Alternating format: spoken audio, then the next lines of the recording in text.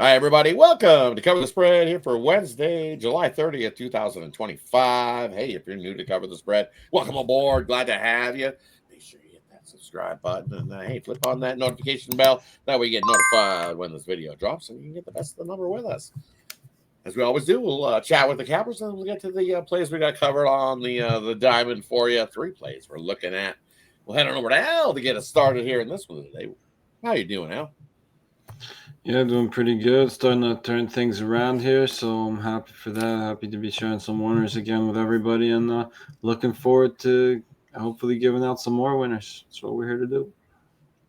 Definitely trying to get us on some winners here in this one to hump day, as they say, middle of the week.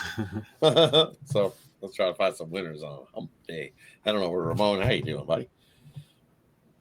Yeah, real good. Ready to pick some Major League Baseball games here, and some good matchups here with our show today. So let's see what we can do here. Definitely some good matchups in the games we're looking at. Looking forward to this slate. So without further ado, let's get right to it.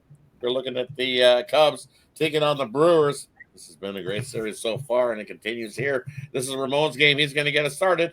What do you like here in this one, Chicago or Milwaukee on Wednesday? Yeah, I felt like the Cubs were going to jump out on the series there first, but then the Brewers took over and got that game one, and Mizorowski settled down a little bit, but Brewers got that game for sure, and this is a big series. I mean, they came in tied for first place, so this one also will loom large here, but Milwaukee's been terrific here of late. So the Cubs, no doubt, but it's been Milwaukee, tracking them down for sure with those wins in 14 of their last 17 games and 8 of their last 10 overall heading into Tuesday night's action. Peralta's actually, they've been winning with Peralta on the mound, that's for sure. He's got solid numbers, 12-4. I keep raving about the Brewers starting pitching. I mean, honestly, I'll put them up against any team in the league 1 through 5. I don't know if they're top heavy necessarily, but seems like every day they're going to be in there. They've got a competitive starting pitcher. I mean, remember, they dealt guys even. So with Milwaukee and Peralta, they've won 3 straight there. And for Imanaga here of the Cubs, we know he's pretty good. Numbers are real good. But they have lost a couple of starts with Imanaga against Milwaukee. So I have Peralta beating Cubs, and I have Imanaga losing to Milwaukee in the last couple of starts. So Milwaukee also 35-19 at home coming in. So I'm going to take Milwaukee here. I just think at a toss-up price. I know the Cubs travel here. That's what makes it always so fun in Milwaukee when the two teams get together. But a lot of momentum right now for Milwaukee. They're feeling pretty good here. So let me try them here with Peralta over Imanaga. Give me the Brew Crew on Wednesday. Head on over to Al. What do you like here in this one? The Cubs or Milwaukee? Yeah, as everything Ramon said, I mean, he was spot on everything he said. Both teams were real hot coming into this one. I mean, obviously the Brewers now the hotter team. And Peralta, I mean, I like Imanaga. I'm a big Imanaga guy, but Peralta's definitely been the better starter this year and has much better numbers against he has much better numbers against the Cubs than Imanaga has against the Brewers.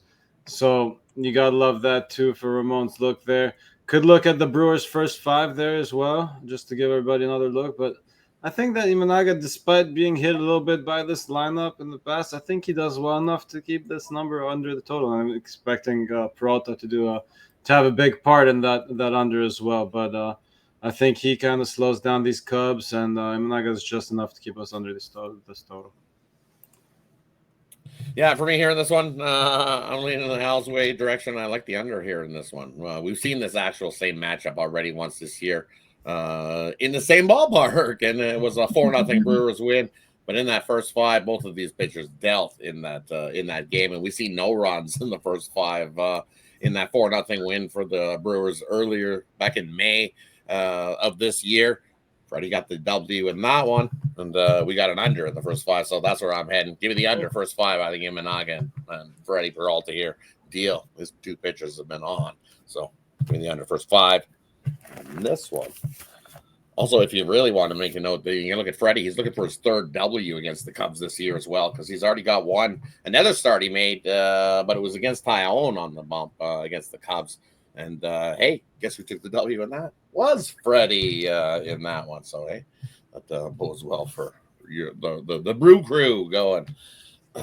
Yeah, he's actually going to go back to even last year. A lot of appearances, you don't see it too many times. I know in even division it can happen, but man, they faced him like 5 times over the last 2. And you could say the batters draw from that, but the numbers are so solid there for Peralta, really just allowing 7 earned runs over the last 2 seasons in 23 innings. That wraps up game number 1. Let's head on over to the second game we're looking at here on Wednesday. Hey, we got the Pittsburgh Pirates taking on the San Francisco Giants. This is a game I like. I'll get us started here in this one. Hey, we look at this Pirates squad playing not bad, rolling right along, playing good baseball, right? Coming into San Francisco here, winning the first game of the series 6-5 in a back and forth game there in that one. But hey, Pirates pulled out a win.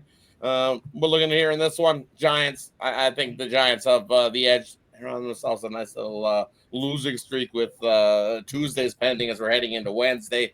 But here in this one, they got the advantage with Webb on the bump. I know you look at Webb at what he's been doing, and he's hit a little rough patch, has Webb, where he's had a couple games where he's given up 6 runs, 4 runs, has Webb. But his one was at home, one was on the road.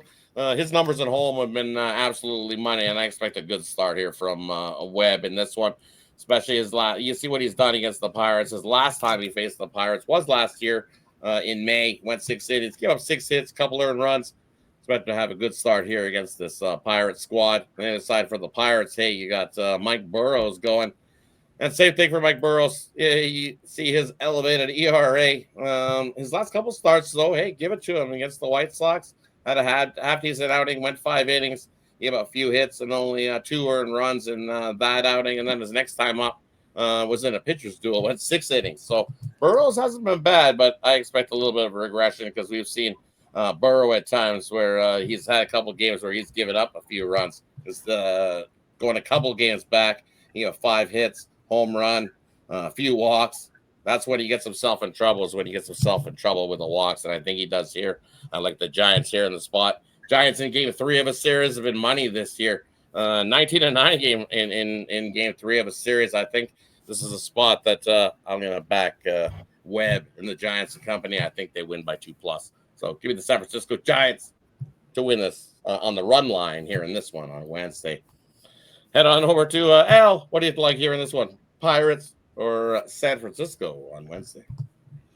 Yeah, as you mentioned, Logan Webb has been struggling a bit lately, but I do agree that he should bounce back in this one. I think he's just way too good to keep pitching this bad to begin with. And not only that, but he's, as you mentioned, he's done well against this team and holding this lineup to just 8 hits and 41 at bats. That's good for a 195 batting average against. Again, good spot for him to bounce back here at home. And as you mentioned, Burrow's pitching pretty well himself. As you mentioned, a little regression. I like the keyword little there. I don't think it's enough regression for too much offense in this game. I'll take this one to stay under the total. But I agree with Rodd on the side here with the edge on the map. Headed on over to Ramon. What do you like here in this one? Pirates or Giants here on Wednesday?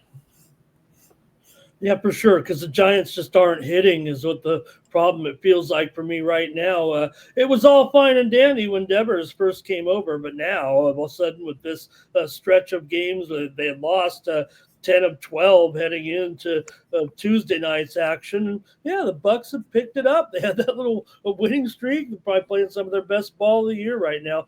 But I like Burrows here possibly to be able to keep the bats down enough here. I'm going to go under in the first 5 with the Pirates and the Giants. Just not seeing enough offense right now out of the Giants. They're almost a laughing stock when they went through those couple of games without even knocking in a runner, the consecutive at-bats with runners in scoring position, not able to come through. You got Pittsburgh, averaging just 3.4 runs per game. So I'm going to go ahead and go under in the first 5 here, kind of roll with what Al's saying right now. Pittsburgh's offense on the road, I talked about the run average, but it's even worse on the road than at home. So give me the under in the first 5 with Burrows and Webb.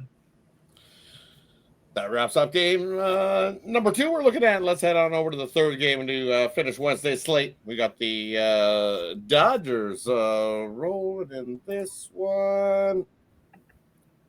And this is Al's game. He's going to get it started. What do you like here in this one? Dodgers or Reds here on Wednesday? Yeah, it's looking like Shohei Ohtani opening up for Emmett Sheehan there for the Dodgers against Nick Martinez in Cincinnati. Again, I think we're still getting the Dodgers in a bit of a buy low spot here after going through a bit of a slump. We saw Mookie Betts struggling, but he had his day off or day and a half off. And I think that's exactly what he needed. He's looking a little better now. He had 1 hit in his first game back, 2 hits in the second game back. And expect him to keep improving here and keep rolling along as the great player he is. On the other side, I know Ohtani hasn't gone too deep yet. He went 1 inning in the first 2 starts, 2 innings in his next 2, 3 innings in the 2 after that, and expected here to make to go 4 innings if all goes well. Hopefully he gets us at least 4 innings here. And then, as I said, you got Sheehan who's going to come in and get the bulk of the innings after that. So not going to have to worry about that Dodgers bullpen as much as we usually do in this one, despite the short start from Ohtani. And I'll take the Dodgers here at still not paying that super tax on the Dodgers that we usually see. I think still a pretty reasonable price here for the Dodgers, and was still a pretty buy low spot. I'll take the Dodgers on the money line and run line. I'm taking the Dodgers -1 around -130 or so. Head on over to Ramon. What do you like here in this one? Dodgers or Reds here on Wednesday? Yeah, just when we want to start talking about, I know Milwaukee and Chicago are out there, but we're cheering on the Reds a little bit. They've been closing there to get within 7.5 games. That's pretty good for the Reds, actually, the way they've been playing right now. 5 games over 500 heading into Tuesday. And, man, Martinez, they keep winning with Martinez on the mound. But, yeah, you got Ohtani here for sure. I mean, this guy's automatic. What can't he do? Pitching with hitting, and he's coming out here looking great in all these starts, and they keep extending him, like Al said, going to get him to a 4 inning. When does he stop becoming an opener, Al? I know you mentioned Sheehan. That's a pretty good combo, Ohtani and Sheehan coming in. They don't trust the rest of these guys, but half kidding, because they came in here and stopped the Reds' little winning streak again, and maybe they will cool these guys down. But if they're going to throw up a 10 in this game, I know we're playing the small park and all that, but I don't know. Ohtani ain't going to give up any runs, is he? So I'm going to go under 10 runs here with the Reds and the Dodgers here. Reds had gone under in 5 straight at home, getting into Tuesday's action, and they're also 17-33 to the under at home as well. Dodgers 22-29 to the under on the road. So with a big bet 10 up there, I'm going to have to go under with the Dodgers and the Reds on Wednesday. Yeah, I'm kind of with you, Ramon. I'm going to take the under in the first 5. I think Ohtani, as they say, is supposed to increase his pitch count, so I think he does go that 4 innings in this one and mows down the Reds in this one. So I kind of lead to the Dodgers in the first 5 and that half run as well, but I think the under is the play. Both these teams trending into the under. Dodgers out on the road. You look, what are they, 5-0-1 to the under in their last 6 road games as well. And as you said, Reds at home. Reds at home all in July, I believe, has been trending under. And then you look at head-to-head between these two. I know this is be the 3rd meeting head-to-head this year between each other, but we're looking at 5-1 to the under when these two teams meet over their last 6 games. So I expect a low-scoring one with you as well, but I'll grab it in the first 5 under.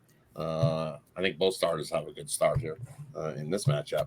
Hey, that wraps up our 3rd game we looked at here for you, and that wraps up the Wednesday's action. As always, let us know in the comment section below what do you like about the 3 games we looked at, or hey, let us know there's your favorite game in today's slate of games that maybe we didn't cover here today. Also, hey, let's do a quick little recap before we head on out. The first game we looked at, we got the Cubs taking on the Brewers. This is Ramon's game. He says take the Brewers here in this one. And then the next game, we got the Pirates taking on the Giants. I say, hey, Webb gets a bounce back here in this one and gets his team a win, wins by 2+. Give me the Giants on the run line in this one. And then the last game we looked at, we got the Cincinnati Reds taking on the Dodgers. This is Al's game. He says, grab the Al special, take the Dodgers on the -1 here in this one on Wednesday. Thanks, everybody, for tuning in. Appreciate everybody that tunes in with us here at Cover the Spread. Let's make it a good one. Let's do what we always do as well, and that is Cover the Spread.